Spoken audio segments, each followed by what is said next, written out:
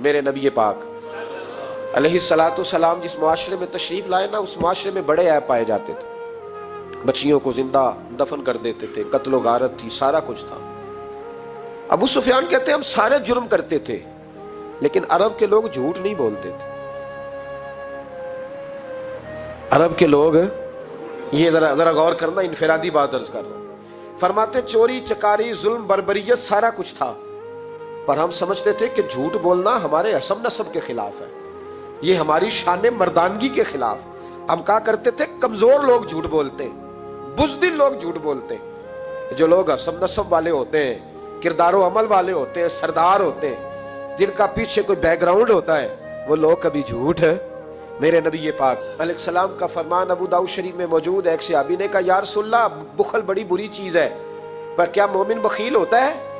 نبی پاک صلی اللہ علیہ وسلم نے فرمایا ہاں کبھی کبھی مومن کنجوسی کرتا ہے، ہو جاتی ہے، اگرچہ نہیں ہونی چاہیے. یا رسول اللہ مومن بزدل بھی ہوتا ہے؟ فرمایا ہو جاتا ہے. عرض کیا یکون المومن کذابا، یا رسول اللہ مومن جھوٹا بھی ہوتا ہے؟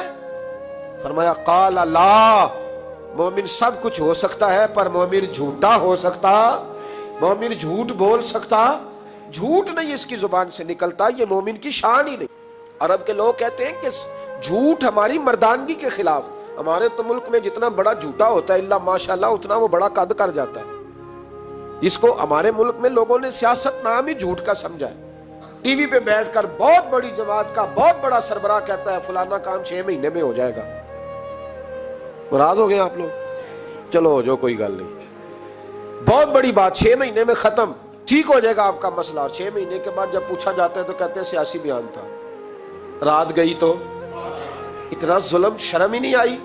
ابو سفیان کہتے ہیں کہ نبی پاک صلی اللہ علیہ وسلم کے جب کچھ صحابہ چلے گئے نا ہجرت کر کے حبشہ کی طرف، تو حبشہ کے نجاشی بادشاہ نے مسلمانوں کو بھی بلایا اور پیچھے سے جو قریش لینے گئے انہیں بھی بلایا. بات چیت ہو گئی تو اس کے دل میں خیال آیا کہ میں کسی سردار سے نہ پوچھوں بات کیا ہے. ابو سفیان کہتے ہیں میں تجارت کی غرض سے حبشہ گیا ہوا تھا، تو نجاشی بادشاہ کے کچھ لوگ آئے اور مجھے لے گئے. کہنے لگے بادشاہ بلاتا ہے. کہتے ہیں میں سردار تھا. بادشاہ نے جب بلایا تو اس نے نبی پاک علیہ السلام کے بارے میں مجھ سے سوال و جواب شروع کیے. تو میں نے وہ رٹی رٹائی گردان جو سارے پڑھا کرتے تھے وہ میں نے پڑھ دی کہ معاذ اللہ جادوگر ہے، ساحر ہے، کاہن ہے، لڑائیاں کرا دی، نیا مذہب لے آئے. معاذ اللہ وہ جو گردان عرب کے لوگوں نے، ابو جال نے، ابو لہب نے رٹی ہوئی تھی میں نے سنا دی. کہتے اس نے ایک سوال پوچھا. اس نے کہا چل ابو سفیان جو تو کہتا ہے ٹھیک ہی کہتا ہوگا معاذ اللہ، لیکن یہ بتا کہ کیا کبھی انہوں نے جھوٹ بھی بولا ہے؟ کیا انہوں نے کبھی، بہت بڑی بات ہے اس کو سمجھنا. تو ابو سفیان کہتے ہیں کہ میرے دل میں 1 منٹ کے لیے خیال آیا کہ میں جھوٹ بول دوں، کہہ دوں کہ وہ بولتے ہیں معاذ اللہ جھوٹ. لیکن پھر میرے اندر سے آواز آئی کہ تو قبیلے کا سردار ہے، اور جو مردانگی والے لوگ ہوتے ہیں ان کی زبانوں سے کچے جملے نہیں نکلتے، وہ جھوٹ نہیں بولتے. جو کسی منصب پر فائز لوگ ہوتے ہیں وہ ایسے ہی ان کی زبان ہر وقت چسکے کے لیے تھوڑا یہاں جھوٹ تھوڑا وہاں جھوٹ نہیں پھینکتی. وہ لوگ جھوٹے نہیں ہوتے. تو سردار ہے، تو چودھری ہے، تو سربراہ ہے، تو اہل ہے، تو منصب والا ہے، جھوٹ بولے گا؟ کہتے ہیں مجھے کہنے لگا سوچ کیا رہے ہو، بتاؤ کبھی جھوٹ بولا ہے؟ ابو سفیان کہتے ہیں میں نے فیصلہ کیا. میں نے کہا نہیں میں سردار ہو کے جھوٹ بولوں؟ کہتے ہیں میں فوراً بول پڑا. میں نے کہا وہ رشتے میں میرے بھتیجے لگتے ہیں، میرے سامنے آنکھ کھولی، میرے سامنے بچپن گزرا، میرے سامنے جوانی گزری، میرے سامنے شادی ہوئی، میں نے ان کی زندگی کے بڑے رنگ دیکھے. میں نے انہیں ماں سے بچھڑتے بھی دیکھا، دادا کی گود میں کھیلتے بھی دیکھا، پھر دادا کے جنازے پر بھی دیکھا. میں نے انہیں ہر حال میں دکھ اور سکھ میں دیکھا. کہنے لگا نجاشی سارے اختلاف اپنی جگہ پر میں نے اس رسول کو اس وقت بھی دیکھا جب مکے کے لوگ ہتھیلیوں پہ اٹھاتے تھے، اور آج بھی دیکھتا ہوں جب لوگوں نے پتھر اٹھائے ہوئے ہیں. میرا بھتیجا بھی ہے، میرا اپنا بھی ہے، میرا رائے کا شدید اختلاف بھی ہے، لیکن میں جھوٹ نہیں بولوں گا. وہ میرا بھتیجا دکھ میں ہو یا سکھ میں ہو، وہ آسانی میں ہو یا تکلیف میں ہو، امیر کے پاس بیٹھے یا غریب کے پاس بیٹھے، اس کی زبان سے جب بھی نکلتا ہے حق اور سچ ہی نکلتا ہے. اس نے زندگی میں کبھی جھوٹ بولا؟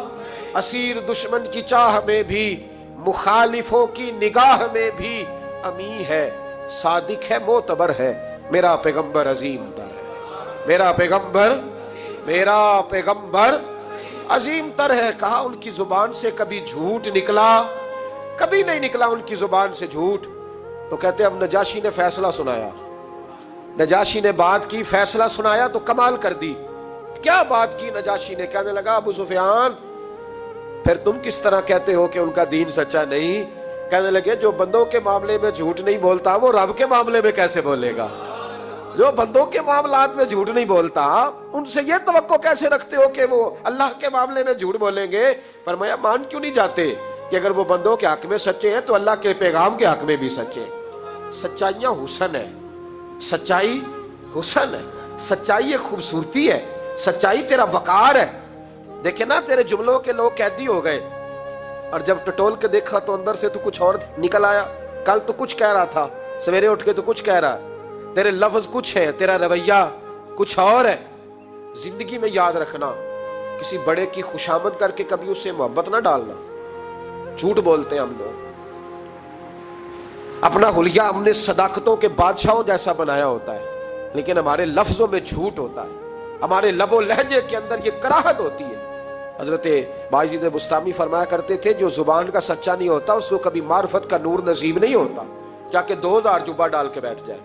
معرفت کا نور اسے ملتا ہے جس کی زبان پر حق اور سچ ہوتا ہے. یہ یاد رکھ لے, سچائی اتنی بڑی دولت ہے.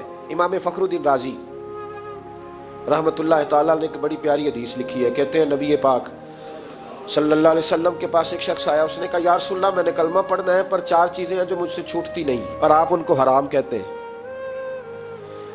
حضور اب حکم کرے کیا کروں؟ فرمایا چل تو بول وہ کیا ہے. کہنے لگا جی میں شراب کا بھی عادی ہوں. معاذ اللہ. بولیے استغفر اللہ. سارے بولیے میں شراب کا عادی ہوں, مجھ سے چھوٹتی نہیں. اور پھر کہنے لگے میں چوری کا بھی عادی ہوں, جاتی نہیں. اور تیسری بات یہ کہ میں معاذ اللہ ثم معاذ اللہ زنا کا بھی عادی ہوں. اور چوتھی میرے اندر بیماری ہے کہ میں جھوٹ بہت بولتا ہوں. یہ عادتیں چھوٹتی نہیں. میں ان کے ہوتے ہوئے کلمہ کیسے پڑھوں؟ آپ کے دین میں یہ شدید بری چیزیں اور مجھ سے چھوٹتی نہیں تو کیا حکم ہے؟ میرے محبوب علیہ السلام کو اللہ نے بڑی حکمت عطا فرمائی, بڑا نوازا ہے نبی پاک نے. حضور نے بڑے خوبصورت جملے کہے. فرمایا کو سودا کر لے میرے ساتھ. عرض کی حضور حکم ہو. فرمایا 4 میں سے ایک چھوڑ دے, کلمہ پڑھ لے, سودا کر لے. کہا حضور حکم کرے کون سی؟ صحابہ کہتا ہے اب ہم گھوم رہے تھے کہ یہ کیا بات ہے, 4 چیزیں حرام قطعی ہیں. حضور کہتے ہیں ایک چھوڑ دے. میں ایک وعدہ کر. کہا یا رسول اللہ حکم کرے. تو صحابہ کہتے ہیں اب جب حضور نے کہا نا ایک چھوڑ دے تو ہم پھر تجزیہ کر رہے تھے کہ شراب بڑی گندی ہے, زنا بڑا گند ہے, چوری کسی کے حق میں ڈاکہ ہے, ظلم ہے. لیکن میرے نبی پاک علیہ الصلوۃ والسلام نے کیا خوبصورت فرمایا. فرمایا چل تو جھوٹ چھوڑ دے. کیا چھوڑ دے؟ اللہ اکبر. فرمایا جھوٹ چھوڑ دے.